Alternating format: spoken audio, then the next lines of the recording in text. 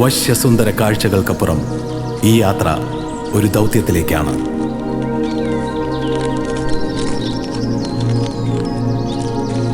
ഒരു ജനതയുടെ ആശങ്ക അകറ്റേണ്ട ഭാരിച്ച ഉത്തരവാദിത്വമുണ്ട് ഈ സംഘത്തിന്.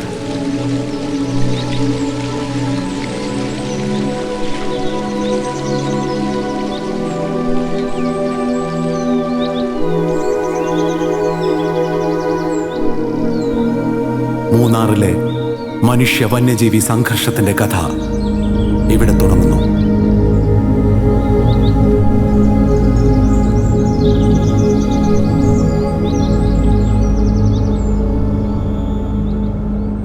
சந்தோஷம். யானையை பார்த்தா சந்தோஷம். யானை நிக்குதுன்னு சொல்லிட்டு எல்லாருமே எதை யானை நிக்குவாங்க. யானை நிக்குதுன்னு நாங்க பாத்துக்கிட்டு இருக்கையிலே ஃபாரஸ்ட் வந்து நிக்கும். அவங்க திரும்ப அது எங்க போகுது எங்க வருது அன்னைக்கு இங்க வந்து நின்றுச்சு, இந்த காட்டுல வந்து நின்றுச்சு. அவங்க எல்லாருமே அங்க நின்று அதை விரட்டி அதை அதுக்கு எல்லாம் கொண்டு போய் காட்டுல கொண்டு போய் விட்டாங்க.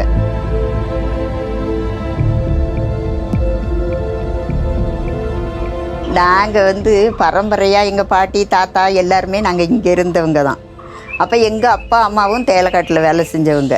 அவங்க அப்போ நாங்களும் சின்ன வயசுலேயே எங்கள் அப்பா கூட தோட்ட வேலை செஞ்சால் தான் எங்களுக்கு சாப்பாடுகள்லாம் கிடைக்கும் அந்த நேரத்தில். அதனால என்ன செய்வோம், தோட்ட வேலை செய்வோம். தோட்ட வேலை செஞ்சு தோட்டத்தில் எல்லா மாசலும் வச்சுருப்போம். பட்டாணி, பற்று, பீட்ரூட்டு, முட்டைக்கோசு, காலிஃப்ளவரு எல்லாமே போட்டிருந்தோம். போட்டிருக்கும் போதெல்லாம் வந்து யானை வரும்.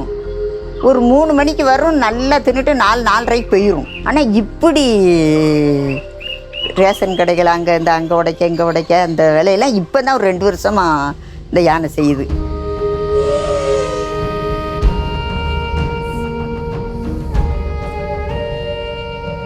ஒரு செடியை வளர்க்க நான் என்ன பாடுபடுதுன்னு தெரியுமா? பனிக்குழியும் தண்ணிக்குழியும் தண்ணி அடித்து எனக்கு இந்த பூஞ்செடி தான் என்னுடைய சந்தோஷமே. உண்மையாக மாசில் தான் 5 வயசுலேருந்தே நான் மாசில் வச்ச ஆள். இந்த காய்கறி தோட்டம் தான் எனக்கு உயிர். பிள்ளைகளை விட நான் அதை பேணி பார்ப்பேன். பட்டாணி போட்டிருந்தேன், ஒன்றுமே இல்லை.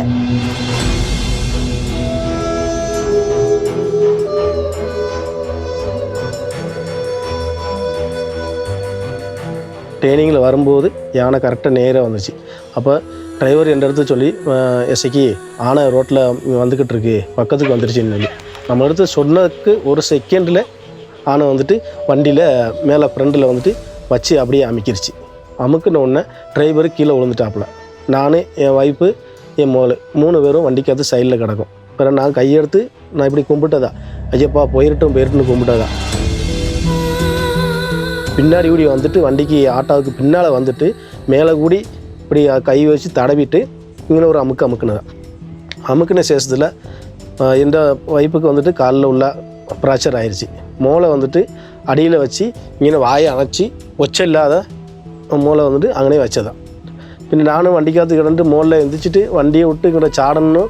மோளில் கிளம்ப தார்ப்பா வந்துட்டு பொட்டி போய் தார்ப்பாய்க்கு மோளில் எடுக்கும்போது ஆனையோட கொம்பு இங்கே உண்டு. ஆனையோட கொம்புட சென்டரில் எந்த தலையா தலைக்கு மோளில் லெஃப்ட் சைடில் ஆனோட காது என்ற மோளில் இடப்புண்டு. பின்னே நான் கையெடுத்து வணங்கியதான், ஐயப்பா விட்டுட்டு போயிருன்னு சொல்லிடுவேன். நான் உள்ளுக்கு தலையை எடுத்துட்டேன். எடுக்கும்போது அப்போவுமே எனக்கு காலில் அடிபட்டது, கையில் அடிபட்டது. பின்ன வந்துட்டு வெளியில் வண்டியை விட்டு நான் வெளியில் இறங்கணுன்னு இருக்கும்போது கரெக்டாக யானை வந்துட்டு பக்கத்தில் இருந்தது, இந்த பல்லு எல்லாம் போனது. பின்ன 2வது யானை கொஞ்சம் முன்னாடி போனோடனே டிரைவர் வந்துட்டு மணியை வந்துட்டு காலுக்குள்ள தட்டி அங்கிட்டு கொண்டு போனோடனே நான் ரோட்டை விட்டு ஒரு ஸ்டெப்புக்கு இறங்கி ஆள்காரை விழிச்சிட்டு எந்த மூலம் வைப்பவும் எங்கனைங்களும் ரசப்படுத்தணும் அங்கன்னுட்டு தொட்டடுத்து தேயிலைக்கு நான் போய் தேயிலைக்குள்ள உள்ளே போன செகண்டு ஆனை வந்துட்டு திருப்பி மீண்டும் இங்கோட்டு வந்தேன். வண்டி எடுத்து தொட்டடுத்து வரும்போது ஞானும் வண்டிக்கு அடுத்து வந்து தேயிலைக்கு அடியில் கிடப்போண்டு. பின்ன மீண்டும் வந்துட்டு ஆனை வந்துட்டு சில மும்பில் போனவங்க ஞானு தலையை வெளியில் எடுத்து நோக்கும்போது முன்னாடி போய் ஃப்ரெண்டில் போயிட்டு அப்போ அவ்வளோ ஒரு சிறிய காணு உண்டு. காணு எடுத்து நான் சாடிட்டு ஆளை விழிச்சிட்டு கொண்டு வரணும் அப்படின்னு சில மோலில் ഞാൻ കയറി വന്നപ്പോൾ ഇവിടെ வந்து ആൾക്കാരൊക്കെല്ലാം ലൈറ്റ് എടുത്ത് വന്നതാണ്. ടോർച്ച് ഇട്ട് വരുമ്പോൾ ആനയ്ക്ക് ഞങ്ങൾ താഴെ വണ്ടിയുടെ തൊട്ടടുത്ത് വരതുക്ക് മുമ്പ് ഞങ്ങൾ ഒരു 10-12 പേർ വന്നപ്പോൾ ഞങ്ങൾ ഇങ്ങോട്ട് ഈ ലൈൻസ് വരട്ടി വന്നതാണ്. പിന്നെ എൻ്റെ മോളും എൻ്റെ വൈഫും വണ്ടിക്കകത്ത് അടിയിൽ കിടക്കുക. പിന്നെ ഒരു ജീപ്പ് വന്നു. എൻ്റെ മോള് വന്നിട്ട് മാമ ഞങ്ങളെ രക്ഷപ്പെടുത്തണം എങ്ങനെയെങ്കിലും ഞങ്ങൾ ഇതുമാരി ആണ ഇങ്ങനെ ആക്കിയെങ്ങളാ എന്ന് പറഞ്ഞപ്പോൾ എൻ്റെ വൈഫും മോളെയും വണ്ടിക്കകത്തിരുന്ന് പുറത്തെടുത്തു. ആനയുടെ മരിച്ച സുരേഷ് വന്നിട്ട് കറക്റ്റാக വണ്ടി ആ ജീപ്പിൽ വന്നിട്ട് ഇവരൊക്കെല്ലാം കയറ്റി വെച്ച് ഹോസ്പിറ്റലിൽ കൊണ്ടുവന്നു. പിന്നെ ഞാൻ വന്നിട്ട് ഈ ലൈൻസുക്ക് വന്നിട്ട് തിരിച്ച് ഞങ്ങൾ ഓട്ടോയിൽ എന്നെ വിളിച്ചിട്ട് പോകുമ്പോൾ വണ്ടിക്കകത്ത് 2 പേർ എൻ്റെ വൈഫും കാണും, എൻ്റെ മോളും കാണും, സുരേഷ് കുമാറും കാണും. പിന്നെ ഈ ജീപ്പുകാർ വന്നവർ പിന്നെ ഫോൺ വിളിച്ച് പറഞ്ഞു ഞങ്ങൾ ഹോസ്പിറ്റലിൽ കൊണ്ടുപോവാ, ഒന്നും കുഴപ്പമില്ല, എന്നോட മോൾക്കും ഒന്നുമില്ല, വൈഫുക്കും ഒന്നുമില്ലാന്ന് പറഞ്ഞ്, സുരേഷ് കുമാർക്ക് ഒന്നുമില്ലാന്ന് പറഞ്ഞ്. അപ്പോൾ ഹോസ്പിറ്റലിൽ പോകുന്നതിന് മുമ്പ് സുരേഷ് കുമാർ ഇവിടെ വെച്ച് മരിച്ചു.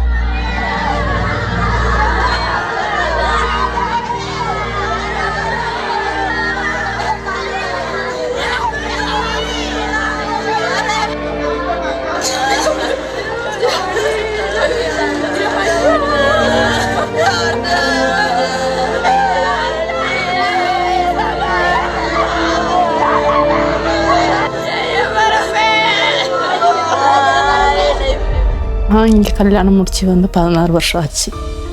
ஆனால் இந்த சம்பவம் வந்து இப்போ தான் இப்படி என் புருஷன் இறந்துருச்சு யானை இது பண்ணி. ஆனால் இதுக்கு முன்னாடி இவ்வளோ இதில் யானை வந்திருக்கு. ஆனால் இதுதான் இங்கே வந்து ஃபஸ்ட் டைம். ஆனால் எனக்கு 2 பையங்க இருக்காங்க. ஒரு பையன் 7th முடிச்சிருக்கிறான், இன்னொரு பையன் வந்து 4th முடிச்சிருக்கிறான். ஆனால் சர்க்கார் பாகத்திலேருந்து பிள்ளைங்களுக்குள்ள படிப்பை ஏற்றெடுத்துக்கிறேன்னு சொல்லியிருக்கு. அதுபோல் ஃபாரஸ்ட் வேலை போட்டு தரேன்னு சொல்லியிருக்கு. இனி கவர்மெண்ட் பார்த்து எனக்கு இதனால ஒரு ஹெல்ப் பண்ணா தான்.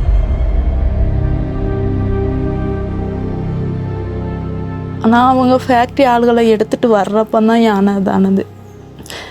சாயங்காலம் நைட்டு 10 மணி ஷிஃப்ட் எடுத்துகிட்டு வருவாங்க. அந்த டைமுக்கு போயிட்டு ரிட்டன் வர்றப்ப தான் வீடு தொட்டேவும் இந்த சம்பவம் நடந்தது.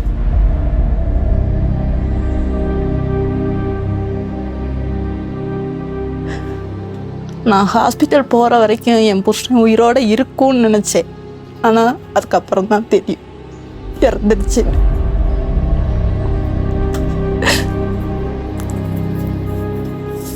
நான் 2 பிள்ளைங்களையும் சின்ன பிள்ளைங்கள வச்சுட்டு நான் கஷ்டப்படுறேன். இனிமேலும் நான் கஷ்டப்படணும் அப்படின்றத மணிக்கு அடுத்தவங்களுக்கு யாருக்கும் எந்த இது வரக்கூடாது. அதான் என்னோட இது.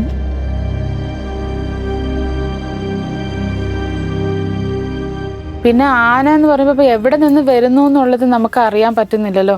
അന്ന് ഈ ചേട്ടൻ മരണപ്പെട്ട അന്ന് 1 മണിക്കൂർ മുമ്പ് വരെ ആന നിന്നത് വേറെ സ്ഥലത്താണ്. പക്ഷെ ആ ഒരു അരമണിക്കൂറിൻ്റെ ഗ്യാപ്പിലാണ് നമ്മുടെ എസ്റ്റേറ്റിൽ എത്തിപ്പെട്ടത്.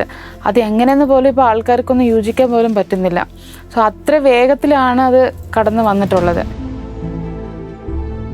അപ്പം അത് ഇപ്പോൾ അവരുടെ കുടുംബത്തിനും നഷ്ടമാണ്. അതിൻ്റെ കൂടെ പോയ ആൾക്കാർക്കും ഇങ്ങനെ പരിക്കേറ്റ് കാല് മുറിഞ്ഞ് അവരും ജോലിക്ക് പോകാതെ 40 ദിവസമായിട്ട് വീട്ടിൽ ഇരിപ്പുണ്ട്. അപ്പം ഇതെല്ലാം കൂടി നോക്കുമ്പോൾ നമുക്ക് വളരെ ഒരു വല്ലാത്തൊരവസ്ഥയല്ലേ.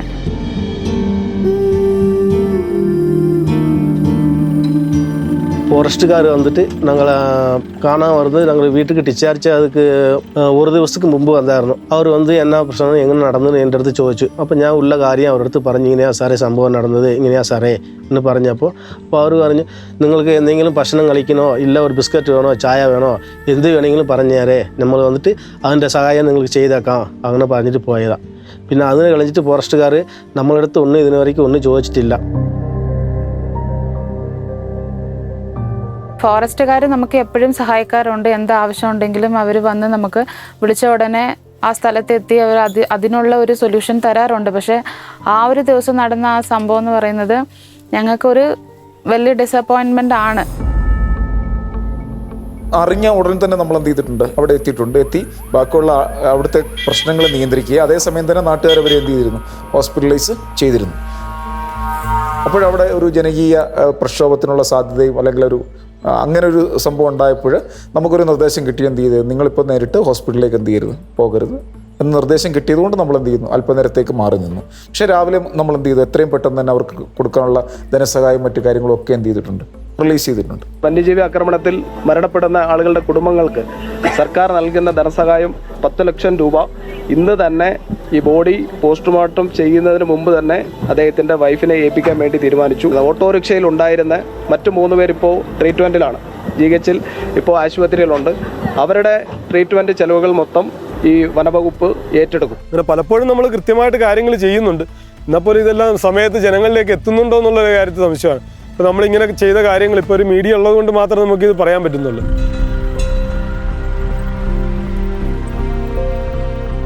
ഈ ഇഷ്യൂസ് ഉണ്ടാകുന്ന സമയത്ത്, അത് ഡെത്ത് ആണെങ്കിൽ അല്ലെങ്കിൽ വേറൊരു അപകടം ഉണ്ടാകുന്നത്, ആ സമയത്ത് നമ്മൾ ശരിക്കും കൃത്യമായിട്ട് ഫോളോ അപ്പ് ചെയ്യും. കൃത്യമായിട്ട് തന്നെ ഡെത്തൊക്കെ ആണെങ്കിൽ നമ്മൾ കൂടെ തന്നെ നിൽക്കും. പക്ഷേ നമ്മൾ ഈ പിന്നോട്ട് വലിക്കുന്ന കേസ് എന്താണെന്ന് വെച്ച് കഴിഞ്ഞാൽ പലപ്പോഴും ലോ ആൻഡ് ഓർഡർ ഇഷ്യൂസ് അവിടെ ഉണ്ടാകുന്ന സമയത്താണ് ഒരു ജനക്കൂട്ടം കൂടുകയും ഇഷ്യൂസ് ഇപ്പോൾ ഒരു ഡെത്ത് ആണെന്നുണ്ടെങ്കിൽ അവിടെ ആ സമയത്ത് ആ നാട്ടിലുള്ള ജനങ്ങൾ മുഴുവൻ കൂടുന്നതാണ്. ആ സമയത്ത് ഒരു ഫോറസ്റ്റ് ഉദ്യോഗസ്ഥൻ അവിടെ ചെന്നാൽ പോലും അവനൊരു ശത്രുവായിട്ടാണ് കാണുന്നത്. ഇപ്പോൾ പണിക്ക് പോയി 48 ദിവസമായി. ഇനി 1 മാസം കൂടി ആകുമ്പോൾ ഭക്ഷണം കഴിക്കാനും കൂടെ നമുക്ക് ഒരു പൈസ അവിടെ കയ്യിലില്ല. ഹോസ്പിറ്റലിൽ പോകണമെങ്കിലും എങ്ങളടുത്ത് പൈസ ഇല്ല. അപ്പോൾ ഫോറസ്റ്റുകാരുടെ അടുത്ത് നമ്മൾ അന്ന് പോയി ഒരു ലെറ്റർ കൊടുത്തു ഹോസ്പിറ്റലിൽ പോയിട്ട് വന്നിട്ട്. അടിമാലി താലൂക്ക് ആസ്പത്രിക്ക് പോയി, ഡോക്ടർ ലീവാ. വേറെ എവിടെയെങ്കിലും നമുക്ക് പോയി പുറത്ത് പോയി ഞങ്ങൾ ശരീരം എല്ലാം കൂടി ഹോസ്പിറ്റലിൽ ചെക്ക് ചെയ്യുമെന്ന് പറഞ്ഞാലും ഞങ്ങളടുത്ത് പൈസ എല്ലാം ഒന്നുമില്ല. ഇവിടെ കന്നിമലയിലെ റേഷൻ കടയിൽ ഇരുന്ന് അരിയാണ് മേടിച്ച് ഇപ്പോൾ ഞങ്ങൾ കളിച്ചുകൊണ്ടിരിക്കുക. ഇനി എന്ത് ചെയ്യാനോ?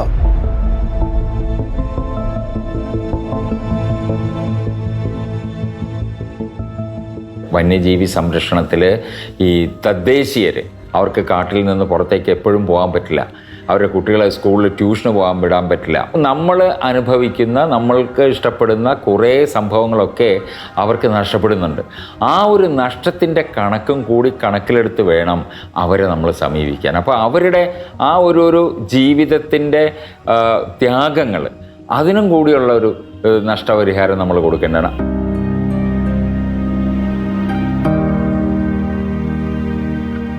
പരിക്ക് പറ്റുന്നവർക്കുള്ള ധനസഹായം നമുക്ക് എപ്പോഴും ഡിസ്ട്രിക്ട് എന്ന് പറഞ്ഞൊരു പോർട്ടൽ വഴി മാത്രമേ നമുക്ക് എന്ത് ചെയ്യാൻ പറ്റുള്ളൂ, കൊടുക്കാൻ പറ്റുള്ളൂ. അതോടൊപ്പം തന്നെ ചികിത്സാ സഹായമാണ് ഇവർക്ക് എന്ത് ചെയ്യുന്നത് കിട്ടുന്നത്. പക്ഷേ ഈ ഹോസ്പിറ്റലിൽ അവർക്ക് ചികിത്സ മൊത്തം ഫ്രീ ആയിരുന്നു. അവർ തരുന്ന ബില്ല് വെച്ചിട്ടാണ് നമ്മൾ അവർക്ക് എന്ത് കൊടുക്കുന്നത്, പൈസ കൊടുക്കുന്നത്. പക്ഷേ എന്നിരുന്നാൽ പോലും അവരെ കൊണ്ട് അപേക്ഷ സമർപ്പിച്ചിട്ട് അവർക്ക് നഷ്ടപ്പെട്ട തൊഴിൽ ദിനങ്ങൾ, അവർക്കൊരു ബൈസ്റ്റാൻഡർ ഉണ്ടായിരുന്നു, ആ ബൈസ്റ്റാൻഡറിന് നഷ്ടപ്പെട്ട തൊഴിൽ ദിനങ്ങൾ, ഇതെല്ലാം വെച്ചിട്ട് നമ്മൾ എന്ത് ചെയ്തിട്ടുണ്ട്, കൃത്യമായ റിപ്പോർട്ട് കൊടുത്തിട്ടുണ്ട്. അവർക്ക് ഉടനെ എന്ത് ചെയ്യും, അതിനുള്ള ചികിത്സാ സഹായം കിട്ടും. സംഭവം നടന്നതോ നമ്മുടെ വീടിന് തൊട്ടടുത്ത് 4ാമത്തെ വീടാണ്. ഇനി ഞങ്ങൾക്ക് ആ പേടി ഇന്നും പോയിട്ടില്ല. ആന കണ്ടാൽ ഇന്നലെ പുറത്ത് എവിടെയും പോകണമെങ്കിലോ ഇല്ല, നമ്മൾ വീട് കതവ് തുറന്നിട്ട് പുറത്ത് എവിടെയെങ്കിലും തുരത്തിൽ എവിടെയെങ്കിലും നടന്നിരുന്നാൽ അത് പേടി ഇച്ചിരി മാറിക്കാനും. നമ്മുടെ വീടിന് ഒരു തൊട്ടടുത്ത് നടന്ന സംഭവമാണ്. അത് ഒത്തിരി പേടിയുണ്ട് ഞങ്ങൾക്ക്. നൈറ്റ് കിടന്ന് ഉറങ്ങണമെങ്കിലും തീർച്ചയായിട്ടും ഞാൻ തൂങ്ങി 48 നാളായി. തൂക്കം വരില്ല, കിടന്നാൽ തൂക്കം വരില്ല. രാത്രിക്കാണേലും പകലാണേലും ആശുപത്രി കേസ് കിട്ട് വന്നാൽ അതെന്ത് സഹിച്ചാണേലും നേരം വിളിപ്പിക്കണം. ചിലപ്പോൾ അതിൻ്റെ ഇടയ്ക്ക് മരിക്കുമായിരിക്കും. അങ്ങനെ അത്രയ്ക്കും സീരിയസ് ഒക്കെ ആണെന്നുണ്ടെങ്കിൽ പിന്നെ രാത്രിക്ക് പുറത്തോട്ട് ഇറങ്ങാനൊക്കെ ഭയങ്കര ബുദ്ധിമുട്ടാണ്. പിന്നെ ഞങ്ങൾക്ക് ഈ കമ്പി കെട്ടിയേക്കുന്നത് കൊണ്ട് ഏക ആശ്രയമാണ്. പിന്നെ കറണ്ട് വെട്ടവും ഉള്ളത് കൊണ്ട് അങ്ങനെ ഒരു സമാധാനം. പിന്നെ അല്ലാതെ ഒരുപാട് ബുദ്ധിമുട്ടുകൾ അനുഭവിക്കുന്നുണ്ട്. ഒരു സിറ്റിക്ക് പോകാനും സാധനം മേടിക്കാൻ പോകാനാണേലും അരി ഉപ്പും മുളക് മേടിക്കാൻ പോകാനാണേലും അടുത്ത കടകളൊന്നുമില്ല, ദൂരോട്ട് തന്നെ പോകണം. ഇപ്പോൾ വഴിക്ക് ആന നിന്നാലും ഭയങ്കര ബുദ്ധിമുട്ട് തന്നെ പോയിട്ട് തിരിച്ചു വരവൊക്കെ. മനുഷ്യനായാലും വന്യജീവികളാണെങ്കിലും അവർക്കൊരു കംഫർട്ട് ഡിസ്റ്റൻസ് സോണുണ്ട്. അപ്പോൾ ആ ഒരു ഡിസ്റ്റൻസ് സോണിൻ്റെ ഉള്ളിലേക്ക് മറ്റൊരു മൃഗമോ അല്ലെങ്കിൽ മനുഷ്യനോ ചെന്ന് പെടുമ്പോഴാണ് ഇത്തരത്തിലുള്ള സംഭവങ്ങൾ ഉണ്ടാകുന്നത്. മേജർലി ഇവിടുത്തെ ഇഷ്യൂ ആനകളാണ്. അത് പണ്ട് കാലം മുതലേ ആനകൾ വസിച്ചു വരുന്ന ആവാസ വ്യവസ്ഥയുടെ ഭാഗമായിട്ടുള്ള സ്ഥലങ്ങളാണ് ഈ സ്ഥലങ്ങൾ. ഇതിൽ മേജർലി വിശാലമായ എസ്റ്റേറ്റുകൾ, അതോടൊപ്പം തന്നെ കാടമം, ഗ്രോയിങ് ഏരിയാസ്, കൂടാതെ റിസർവോയേഴ്സ്, ഇതെല്ലാം ആന പല കാരണങ്ങൾക്കായിട്ട്, പ്രത്യേകിച്ച് ഭക്ഷണത്തിനും ജലത്തിനും അല്ലാതെ സഞ്ചാരത്തിനുമായിട്ട് ഈ ലാൻഡ്സ്കേപ്പ് പണ്ട് കാലം മുതലേ ആനകൾ ഉപയോഗിച്ച് വരുന്നുള്ളതാണ്. ആനകൾ പുറത്തേക്ക് വന്നു അല്ലെങ്കിൽ ആനകൾ വളരെ വലിയൊരു സഞ്ചാര രീതി നടത്തി എന്ന് പറയാവുന്ന കുറേ സംഭവങ്ങളുണ്ട്. 1985 തോന്നുന്നു തമിഴ്നാട്ടിലെ ഹൊസൂരിൽ നിന്നും ആന്ധ്രയിലേക്ക് ഒരു കൂട്ടം ആനകൾ നീങ്ങി. അന്ന് ആന്ധ്രയിൽ ആനകളുള്ളതായിട്ട് ചരിത്രത്തിലില്ല. നമുക്ക് ചില കാര്യങ്ങൾക്ക് ഉത്തരവില്ല. പക്ഷേ തീർച്ചയായിട്ടും അതൊരു കാലാവസ്ഥാ വ്യതിയാനവുമായി ബന്ധപ്പെടുത്താനായിട്ട് നമുക്ക് വേണ്ട ഡാറ്റ ഇല്ല നമ്മുടെ കയ്യിൽ. അതിനനുസരിച്ചുള്ള രേഖകളോ അതിനനുസരിച്ചുള്ള വിശദാംശങ്ങളോ ഒന്നും നമ്മുടെ കയ്യിലില്ല. അപ്പോൾ അങ്ങനെ പറയുന്നതിൽ അർത്ഥമില്ല. ഇപ്പോൾ മൂന്നാറിലാണേലും ആനകൾ പുറത്തു വന്നു എന്ന് പറയുന്നതിൽ അർത്ഥമില്ല. കാരണം ആനകൾ സഞ്ചരിച്ചിരുന്ന സ്ഥലങ്ങളൊക്കെയാണ് ഈ പ്രദേശങ്ങളെല്ലാം. വളരെ സ്വൈരമായിട്ട് വിഹരിച്ചിരുന്ന സ്ഥലങ്ങളാണ്.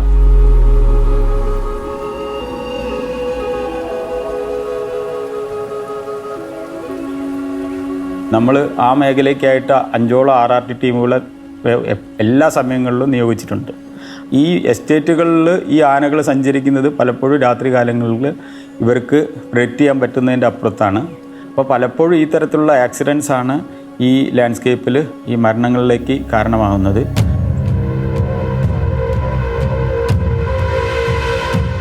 ഇതിന് മുന്നേ നമ്മളുടെ മരിച്ചുപോയ ശക്തി എന്നുള്ളൊരു വാച്ചർ എൻ്റെ അടുത്ത് ഒരിക്കൽ അന്ന് മരിക്കുന്നതിൻ്റെ തലേന്ന് ഞാൻ അവിടെ പോയി ഈ സ്ഥിതി നമ്മൾ ഇത് അവലോകനം ചെയ്തതാണ്. അപ്പോൾ അന്ന് ശക്തി പറഞ്ഞിട്ടുള്ളൊരു കാര്യമുണ്ട്, എനിക്ക് കാണുന്ന ആനയെ പേടിയില്ല, കാണാത്ത ആനയെ മാത്രമേ പേടിയുള്ളൂ. ഇടുക്കി ശാന്തൻപാറയിൽ കാട്ടാന ആക്രമണത്തിൽ വനം വകുപ്പ് വാച്ചർ കൊല്ലപ്പെട്ടു. ശാന്തൻപാറ അയ്യപ്പൻകുടി സ്വദേശി ശക്തിവേലാണ് കൊല്ലപ്പെട്ടത്. ഇപ്പോൾ ആന വന്നു കഴിഞ്ഞാൽ ഒന്ന് ചിലപ്പോൾ സ്റ്റേഷനിലായിരിക്കും വിളിക്കുന്നത്. സ്റ്റേഷനിലല്ലെങ്കിൽ നമ്മളിപ്പോൾ അവിടെ താമസിക്കുന്നതുകൊണ്ട് ചിലപ്പോൾ നമ്മളായിരിക്കും, ഇവിടെ ജോലി ഉള്ളതുകൊണ്ട് പെട്ടെന്ന് വിളിക്കുന്നത് ചിലപ്പോൾ അറിയുന്ന ആൾക്കാർ നമ്മളായിരിക്കും വിളിക്കുന്നത്. അവർ വിളിച്ചു കഴിയുമ്പോഴത്തേക്കും ഇപ്പോൾ ഡ്യൂട്ടിയിൽ ആരൊക്കെ ഉണ്ടോ എന്നുള്ളത് പെട്ടെന്ന് നോക്കിയിട്ട് ഇപ്പോൾ 1-2 പേരുണ്ടെങ്കിൽ 1-2 പേര് ഇപ്പോൾ അവർ വരാൻ താമസിച്ചിട്ടുണ്ടെങ്കിലും അവിടെ ഉള്ള ആൾ ആദ്യം അവിടെ ചെല്ലാൻ നോക്കും. ആൾക്കാരൊക്കെ മാറ്റി വിട്ടിട്ട് പിന്നെ ആന ഏത് രീതിയിലാണ് നിൽക്കുന്നത്, അതിപ്പോൾ ആന ഓടിക്കുന്ന ഇതിലാണോ അല്ലാതെ ഇറങ്ങിപ്പോകുന്ന ഇതൊക്കെ ആണെങ്കിൽ നമ്മളത് നോക്കിയിട്ടൊക്കെ നമ്മൾ ചെയ്യും. അന്നേരം നമ്മൾ ആദ്യം ഒച്ചപ്പാടൊക്കെ ഉണ്ടാക്കി നോക്കും. അത് ഇറങ്ങിപ്പോകുന്നതാണെങ്കിൽ നമ്മളത് ആ ഇതിൽ തന്നെ നമ്മൾ ഇറക്കി വിടും.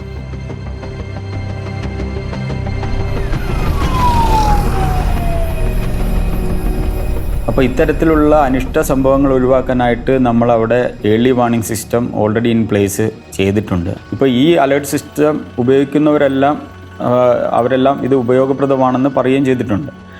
അത് പക്ഷേ പലപ്പോഴും ഒരു മിസ്യൂസ് ചെയ്യുന്നുണ്ട്. കാരണം ഈ പ്രത്യേകിച്ച് ടൂറിസം വളരുന്ന സാഹചര്യത്തിൽ ആന ഇന്ന സ്ഥലത്തുണ്ടെന്ന് പറഞ്ഞിട്ടുള്ള ഇൻഫർമേഷൻ വെച്ച് ഇവിടെയുള്ള പല ടൂറിസം നടത്തുന്ന ആളുകളും ഈ തരത്തിൽ ആനയെ കാണാൻ വേണ്ടിയിട്ട് ടൂറിസ്റ്റുകളെ കൊണ്ടുപോകുന്നതായിട്ടുള്ള ഇതുണ്ട്. അത് പക്ഷേ ഒരു നല്ല രീതിയിൽ ഉപയോഗിച്ചാൽ കുഴപ്പമില്ല. പക്ഷെ പലപ്പോഴും ഈ ടൂറിസ്റ്റുകളുടെ വാഹനങ്ങൾ അമിത ശബ്ദത്തിലും ഇതിലൊക്കെ പാട്ടും അങ്ങനെയുള്ള കാര്യങ്ങളൊക്കെ വെച്ചിട്ട് ആനയെ ഡിസ്റ്റർബ് ചെയ്യുന്നുണ്ട്. കൂടാതെ ചില ജീപ്പ് സഫാരികൾ ആനയുടെ തൊട്ടടുത്ത് പോയിട്ട് അവർക്ക് പോകാമെങ്കിലും ആനയെ ഡിസ്റ്റർബ് ചെയ്യുന്ന തരത്തിൽ ഹോങ്ക് ചെയ്യുകയും അതോടൊപ്പം തന്നെ ഈ വെളിച്ച ഹെഡ്ലൈറ്റ് വെച്ചിട്ട് ആനയെ പേടിപ്പിക്കുന്ന രീതി. അപ്പോൾ ഇതെല്ലാം ചേർത്തിട്ട് ആനയുടെ സ്വഭാവം പതുക്കെ മാറി വരാം. അപ്പം അതും കൂടെ ഈ തരത്തിലുള്ള ഹ്യൂമൻ ആനിമൽ കോൺഫ്ലിക്റ്റിന് കാരണമാകുന്നുണ്ട്. പല സന്ദർഭങ്ങളിലും ആനയെ ആക്രമണകാരിയായിട്ടാണ് ചിത്രീകരിക്കപ്പെടുന്നത്. എന്നാൽ യഥാർത്ഥത്തിൽ ഇത്തരത്തിലുള്ള സംഭവങ്ങളിൽ ആന ആക്രമണം നടത്തുകയല്ല ചെയ്യുന്നത്. ഒരു എക്സാമ്പിൾ പറയുകയാണെങ്കിൽ ഇപ്പോൾ അവിടെ ഈ പല റോഡുകളിലും സൈഡുകളിലും ചെറിയ ഷോപ്പുകൾ വരുന്നുണ്ട്, ടെമ്പററി ആയിട്ടുണ്ടാക്കുന്നത്. അപ്പോൾ അതിൽ പല ഫ്രൂട്ട്സ് ഐറ്റംസ് തുടങ്ങിയവയെല്ലാം വെച്ചിട്ടുണ്ടാകും. അപ്പോൾ ആന ആ വഴിക്ക് സഞ്ചരിക്കുമ്പോൾ ഈ തരത്തിലുള്ള ഫ്രൂട്ട്സിലേക്കൊക്കെ അട്രാക്റ്റ് ചെയ്യപ്പെടുകയും അപ്പോൾ അത് ഈ ഫ്രൂട്ട്സ് ഭക്ഷണമാക്കുന്നതിന് വേണ്ടിയിട്ട് ഇതിലേക്ക് തുമ്പിക്കൈ കടത്തുകയും ചെയ്യുമ്പോൾ ഈ വളരെ ടെമ്പററി ആയിട്ടുള്ള ഈ സ്ട്രക്ചറുകൾ അറിയാത്ത രീതിയിൽ തകർക്കപ്പെടുകയാണ് ഉണ്ടാകുന്നത്. കൂടാതെ ഇപ്പം ബസ്സുകളിൽ ഇത് വന്ന് തുമ്പിക്കൈ വെച്ചിട്ട് അവിടെ മണത്ത് നോക്കി അവിടെ ഭക്ഷണ ഐറ്റം വല്ലതും ഉണ്ടോ എന്നുള്ള സെർച്ചിങ് ആണ് നടത്തുന്നത്. ആ സമയങ്ങളിൽ പ്രത്യേകിച്ച് പടയപ്പ പോലെയുള്ള വലിയ കൊമ്പുള്ള ആനയുടെ കൊമ്പ് ചില്ലുകളിൽ തട്ടുമ്പോൾ അത് പൊട്ടിപ്പോവുകയാണ്. അപ്പോൾ ഇതൊന്നും ആന അതിൻ്റെ നേച്ചർ നോക്കുമ്പോൾ യഥാർത്ഥത്തിൽ ആന ആക്രമിക്കുന്നതായിട്ട് അവിടെ കാണുന്നില്ല. പക്ഷേ റിപ്പോർട്ട് ചെയ്യപ്പെടുന്നത് പലപ്പോഴും ആന ആക്രമിച്ചു എന്നുള്ള രീതിയിലേക്കാണ്. ആന ഒരു ഉരുതണ്ടിയാണ്, അവൻ വാഗബോണ്ടാണ്. ഈ വാഗബോണ്ട് ആകുമ്പോൾ അതിൻ്റെ പ്രത്യേകത അതിന് ധാരാളം സ്ഥലം വേണം, ഭക്ഷണം വേണം, അതുപോലെ തന്നെ വെള്ളം വേണം. ഇതിന് വേണ്ടിയുള്ള ശ്രമമാണ് ഈ യാത്രയിലൂടെ മുഴുവൻ കിട്ടുന്നത്. അത് തടസ്സപ്പെട്ട് കഴിഞ്ഞാൽ തീർച്ചയായിട്ടും അത് മറ്റു മാർഗങ്ങളിലേക്ക് പോകും. അതാണ് ഭക്ഷണം തേടി ഓരോ സ്ഥലത്തേക്കുമുള്ള ഇതൊക്കെ നടക്കുന്നത്. ആന ഒരേ സ്ഥലത്ത് തന്നെ നിന്ന് കഴിഞ്ഞാൽ ആ പ്രദേശം മുഴുവൻ മരുഭൂമിയാകാനുള്ള സാധ്യതയുണ്ട്. കാരണം അത്രമാത്രം ഭക്ഷണം ആവശ്യമുണ്ട്. അപ്പോൾ ചിന്നക്കനാലിൽ നിന്ന് നമുക്ക് മൂന്നാറിലേക്ക് പോകാനുണ്ടായിരുന്ന ആ വഴികളെല്ലാം തടസ്സപ്പെട്ടു. അവിടെ റിസോർട്ടുകൾ വന്നു, അവിടെ മറ്റ് ഇൻഫ്രാസ്ട്രക്ചറുകൾ വന്നു, റോഡ് വന്നു. ഇന്നിപ്പോൾ ചിന്നക്കനാലിൽ നിന്ന് മതികെട്ടാൻ ചോലയിലേക്ക് പോകുമ്പോഴും പറ്റില്ല. ഇതിനിടയ്ക്ക് നമ്മൾ കുറേ പാവങ്ങളെ കൊണ്ടുവന്ന് അവിടെ അധിവസിപ്പിക്കുകയും ചെയ്തു. അപ്പോൾ അവർക്കിപ്പോൾ അവിടെയും നിൽക്കാൻ വയ്യ, കൃഷിയും ചെയ്യാൻ വയ്യ, അങ്ങനെയുള്ളൊരു വല്ലാത്തൊരു സാഹചര്യത്തിലാണ് അവരുടെ ജീവിതം. ഇതാണ് ചിന്നക്കനാലിൻ്റെ പ്രശ്നം. അപ്പോൾ അവിടെ ചിന്നക്കനാലിനെ രക്ഷിക്കണമെന്നുണ്ടെങ്കിൽ ആ വഴി തുറന്നു കൊടുക്കാനാണ്. ഫെൻസിങ് എന്ന് പറയുന്നത് താരതമ്യേന ചെലവ് കുറഞ്ഞ, അതേസമയം സാങ്കേതികമായി മികവുള്ള ഒരു മാർഗമാണ് സോളാർ ഫെൻസിങ്. പക്ഷേ സോളാർ ഫെൻസിങ് കൂടാതെ അവരവരുടെ കഴിവിനനുസരിച്ച് പലരും പല രീതിയിലുള്ള വേലികളൊക്കെ മാർഗതടസ്സങ്ങൾ ഉണ്ടാക്കുന്നുണ്ട്. ഈ പറഞ്ഞ തടസ്സങ്ങളൊക്കെ അവരവരുടെ പ്രോപ്പർട്ടിയിൽ മാത്രം ഉന്നം വെച്ചുകൊണ്ടാണ്. അപ്പോൾ നമുക്ക് പെരിയ വരെ പോകുമ്പോഴേ കാണാം, ഒരു സൈഡിൽ പുഴയാണ്, അത് കഴിഞ്ഞ് റോഡ്, ഈ റോഡ് കഴിഞ്ഞിട്ട് ചോലവനങ്ങളാണ്. അപ്പോൾ ഈ മലമുകളിൽ നിൽക്കുന്ന ആന എപ്പോഴും വെള്ളം കുടിക്കാൻ എവിടെ വരണം? ഈ പുഴയിൽ വരണം. ഈ സ്ഥലത്താണ് എന്ത് സ്ഥാപിച്ചിരിക്കുന്നത്? ഇവർ ഈ ഫെൻസിങ്, ഈ ബാർബഡ് ഫെൻസിങ് മീൻസ് ഈ മുള്ളുവേലി എന്ത് ചെയ്തിരിക്കുന്നത്, സ്ഥാപിച്ചിരിക്കുന്നത്. അപ്പം ആന വെള്ളം കുടിക്കാൻ വരുമ്പോഴേ മുള്ളുവേലി കാണുമ്പോഴത്തേക്ക് പിന്നെ എന്ത് ചെയ്യും? അത് കുറച്ച് നേരം അവിടെ നിൽക്കേണ്ടി വരും. ഈ മുള്ളുവേലി ഇല്ലെങ്കിൽ അത് പെട്ടെന്ന് പുഴയിലേക്ക് ഇറങ്ങി എന്ത് ചെയ്യും? പോകും. പക്ഷേ അപ്പം ഈ വേലി ഇല്ലാത്തൊരു സ്ഥലം നോക്കി ആനയ്ക്ക് ഈ റോഡ് സൈഡിൽ കൂടെ എന്ത് ചെയ്യേണ്ടി വരും? കൂടുതൽ ദൂരം സഞ്ചരിക്കുന്നുണ്ട്. അപ്പോൾ ഇത്രയും തിരക്കുള്ള റോഡിൽ നമ്മൾ തന്നെ എന്ത് ചെയ്യുകയാണ്? ആനയെ കൂടുതൽ സമയം എന്ത് ചെയ്യുകയാണ്? അവിടെ നിർത്തുകയാണ്. അപ്പോൾ ഈ മുള്ളുവേലികളാണ് അതിന് കാരണം. അങ്ങനെ 15ഓളം സ്ഥലങ്ങൾ ഞങ്ങൾ എന്ത് ചെയ്തിട്ടുണ്ട്? നമ്മൾ പഠിച്ച് ഐഡൻറ്റിഫൈ ചെയ്തിട്ട് ഇത്രയും വേലികൾ നീക്കം ചെയ്യാൻ വേണ്ടിയിട്ട് എന്ത് ചെയ്തിട്ടുണ്ട്? നിർദ്ദേശം കൊടുത്തിട്ടുണ്ട്. ഇത് പലയിടത്തും സംഭവിക്കുന്നുണ്ട്. അതായത് യാതൊരു ശാസ്ത്രീയത നോക്കാതെ ആനകളുടെ സ്വൈര ജീവിതം അല്ലെങ്കിൽ ആനകളുടെ സഞ്ചാര രീതിയെപ്പറ്റി അറിയാതെ കാണുന്ന സ്ഥലങ്ങൾ മുഴുവൻ കൊട്ടിയടച്ചു കഴിഞ്ഞാൽ അതിൻ്റെ അകത്ത് ആന വന്നുവിടുന്നത് പസിലായിട്ടാണ്. അപ്പോൾ പിന്നെ ആനയുടെ സ്വഭാവം വളരെയധികം മാറും. കാരണം ഈ കുടുക്കിൽ നിന്ന് എങ്ങനെയെങ്കിലും രക്ഷ നേടുക എന്നുള്ളതായിരിക്കും. ആ രക്ഷ നേടാനുള്ള ശ്രമത്തിനിടയിലാണ് പലപ്പോഴും മറ്റ് ഈ സ്വത്തിനോ അല്ലെങ്കിൽ സ്ഥലത്തിനോ ബിൽഡിങ്ങിനോ ഇല്ലെങ്കിൽ ജീവനോ ഒക്കെ നാശം വരുന്നത് ആ ഒരു സമയത്താണ്. ഇതിനെല്ലാം ചേർത്ത് ഇതോടൊപ്പം തന്നെ ഈ അശാസ്ത്രീയമായ ഫെൻസിങ്, അപ്പോൾ അത്തരം കാര്യങ്ങളിൽ നമുക്ക് പഠനം നടത്തേണ്ടതായിട്ടുണ്ട്. അതുകൊണ്ടാണ് നമ്മൾ അവിടെ ഒരു ലാൻഡ്സ്കേപ്പ് മോണിറ്ററിംഗ് സെൻറ്റർ ഹ്രസ്വകാല പഠനങ്ങൾക്കായിട്ട് നമ്മളവിടെ വിഭാവനം ചെയ്യുന്നുണ്ട്. മൂന്നാറിലെ പ്രശ്നം മറ്റൊന്നാണ്. മൂന്നാറിൽ പണ്ടും ആനകളൊക്കെ ഉണ്ടായിരുന്ന സ്ഥലങ്ങളാണ്, എല്ലായിടത്തും ആനകൾ നടക്കുമായിരുന്നു. പക്ഷെ പിന്നീട് നമുക്കവിടെ വികസനം വന്നു. വികസനം വന്നതോടുകൂടി മാട്ടുപ്പെട്ടി പോലുള്ള സ്ഥലങ്ങളിൽ ധാരാളം കടകൾ വന്നു. PWDയുടെ സ്ഥലങ്ങളിൽ മുഴുവൻ ആയിട്ട് ആ വഴിയോരങ്ങൾ മുഴുവൻ കയ്യേറി കച്ചവടം നടത്തി. കച്ചവടത്തിൽ തണ്ണിമത്തനുണ്ട്, കരിക്കുണ്ട്, പിന്നെ അതുകൂടാതെ ഉപ്പ് രസം ചേർന്ന ധാരാളം ഭക്ഷണ വസ്തുക്കൾ പ്ലാസ്റ്റിക്കിലാക്കി വിൽക്കുന്നുണ്ട്. ഉപ്പ് കലർന്ന ആ പ്ലാസ്റ്റിക് അവിടെ ഇവിടെയൊക്കെ വലിച്ചെറിഞ്ഞിട്ട് അവിടേക്ക് ഉപ്പിലേക്ക് ഏത് വന്യമൃഗവും ആകർഷിക്കപ്പെടും. ഇപ്പോൾ കല്ലാറിലൊക്കെ പടയപ്പയും മറ്റ് ആനകളും ഒക്കെ നിന്ന് വേസ്റ്റിൻ്റെ അകത്ത് നിന്ന് പ്ലാസ്റ്റിക്കും എല്ലാം കൂടി തിന്നുന്ന ചിത്രങ്ങളുണ്ട്. അപ്പോൾ അതിൻ്റെ അർത്ഥം എന്താ? Waste management. നമുക്ക് വേസ്റ്റ് മാനേജ്മെൻറ്റ് ഇല്ല. നമ്മളിപ്പോൾ വേസ്റ്റ് ഡംപ് ചെയ്യണം. അതുകൊണ്ടാണ് ഞാൻ പറഞ്ഞത് വന്യജീവി പ്രശ്നം എന്ന് നമ്മൾ പറയുന്നത് ഈ വന്യജീവിയും മനുഷ്യരുമായിട്ടുള്ള ബന്ധം വഷളായി സംഘർഷത്തിലേക്ക് പോയതിൻ്റെ പ്രധാന കാരണം ഇത്തരം മാറ്റങ്ങളാണ്. അത് സൈറ്റ് സ്പെസിഫിക് ആണ്. പിന്നെ ഈ ഭക്ഷണങ്ങളുടെ വേസ്റ്റ്, അതായത് ഈ മാർക്കറ്റിൽ നിന്നുള്ളതുമായിട്ടുള്ള വെജിറ്റബിൾ വേസ്റ്റുകളൊക്കെ തള്ളുന്ന വേസ്റ്റ് കുഴികളുണ്ട്. അപ്പോൾ ഇതിലേക്കും ആനകൾ ആകൃഷ്ടരാകുന്നുണ്ട്. അപ്പോൾ ആ തരത്തിലുള്ള സ്ഥലങ്ങൾ കൃത്യമായിട്ട് മനസ്സിലാക്കി നമുക്ക് ലാൻഡ്സ്കേപ്പിൽ എവിടെയാണ് വേണ്ടതെന്ന് കൃത്യമായിട്ട് മനസ്സിലാക്കി ആനകൾ വരാത്ത രീതിയിലേക്ക് അത്തരം സ്ഥലങ്ങൾ കൊണ്ടുപോകേണ്ടതായിട്ടുണ്ട്. അത് മാത്രമല്ല, ഈ സ്ഥലങ്ങളിലൊക്കെ ജീവിക്കുന്നവർക്ക് എങ്ങനെ ആ സ്ഥലങ്ങളിൽ ജീവിക്കണം എന്നുള്ളതിനെ പറ്റിയുള്ള ഒരു ധാരണ ഉണ്ടാകണം. പുതിയ തലമുറയ്ക്ക് പലർക്കും ഈ വനത്തിൻ്റെ പ്രദേശത്ത് എങ്ങനെ ജീവിക്കണം എന്നുള്ളത് പഴയ തലമുറയായിട്ട് നോക്കുമ്പോൾ പരിചയം കുറവാണ്. അതുകൊണ്ടാണ് സഹിഷ്ണുത ഇല്ലാതാകുന്നത്. അസഹിഷ്ണുതയാണ്. ഈ അസഹിഷ്ണുതയ്ക്ക് മാറ്റം വരണമെന്നുണ്ടെങ്കിൽ അത് മനുഷ്യരുടെ സ്വഭാവത്തിൽ മാറ്റം വരുത്തണം. അത് വരണമെന്നുണ്ടെങ്കിൽ ധാരാളം ചർച്ചകൾ വേണ്ടിവരും, അവർക്ക് നിരവധി ഉപദേശങ്ങൾ കൊടുക്കേണ്ടി വരും. അങ്ങനെയുള്ള ചില മാറ്റങ്ങളിലൂടെ മാത്രമേ നമുക്ക് ഈ ഒരു സംഭവം മാറ്റാൻ പറ്റുള്ളൂ. മനുഷ്യരും വന്യജീവികളും തമ്മിലുള്ള ഒരു മത്സരം നടക്കുന്നുണ്ട്. ഈ മത്സരം വിഭവങ്ങൾ ഉപയോഗിക്കുന്നതിന് വേണ്ടിയുള്ള ഒരു മത്സരമാണ്. പ്രകൃതി വിഭവങ്ങൾ ആർക്കൊക്കെ ലഭിക്കും എന്നുള്ളതനുസരിച്ചാണ് എൻ്റെ വിജയം കിടക്കുന്നത്. അപ്പോൾ ഒരു ചുറ്റുപാടിൽ മനുഷ്യരും വന്യജീവികളും ഒരേ പ്രദേശം തന്നെ ഉപയോഗിക്കുമ്പോൾ ആ പ്രദേശത്തുള്ള പ്രകൃതി വിഭവത്തിന് വേണ്ടിയുള്ള ഒരു മത്സരം നടക്കുകയും ആ വിഭവം വളരെ കുറഞ്ഞു വരികയും ചെയ്യുമ്പോൾ അത് തീർച്ചയായിട്ടും സംഘർഷത്തിലേക്ക് പോകും. അതാണ് ഇന്ന് നടക്കുന്നത്. അല്ലെങ്കിൽ മനുഷ്യരും വന്യജീവികളും തമ്മിൽ വളരെ സൗഹൃദമായിട്ടുള്ള ഒരു കോ എക്സിസ്റ്റൻസ് എന്ന് ജനം വിളിക്കുന്ന ഒരു സംഭവമായിരുന്നു പണ്ടുണ്ടായിരുന്നത്. അതിനെയാണ് നമ്മളിപ്പോൾ കോ എക്സിസ്റ്റൻസ് മാറി കോൺഫ്ലിക്റ്റ് എന്നുള്ള രീതിയിലേക്ക് വരാനുള്ള ഒരു പ്രധാന കാരണം അതാണ്. ഈ പ്രകൃതി വിഭവത്തിന് വേണ്ടിയുള്ള മത്സരവും ആ പ്രകൃതി വിഭവത്തിൻ്റെ അളവിൽ കുറവ് വരുന്നതും ആ കുറഞ്ഞ അളവിന് വേണ്ടിയുള്ള മത്സരവും നടക്കുമ്പോഴാണ് ഈ പ്രശ്നങ്ങൾ വരുന്നത്. അതുകൊണ്ടാണ് ഈ വനം വകുപ്പ് കൂടുതൽ ടാർഗറ്റ് ചെയ്യപ്പെടുന്നതും അവർക്ക് ഏറ്റവും കൂടുതൽ പഴി കേൾക്കേണ്ടി വരുന്നതിൻ്റെ കാരണം അത് തന്നെയാണ്.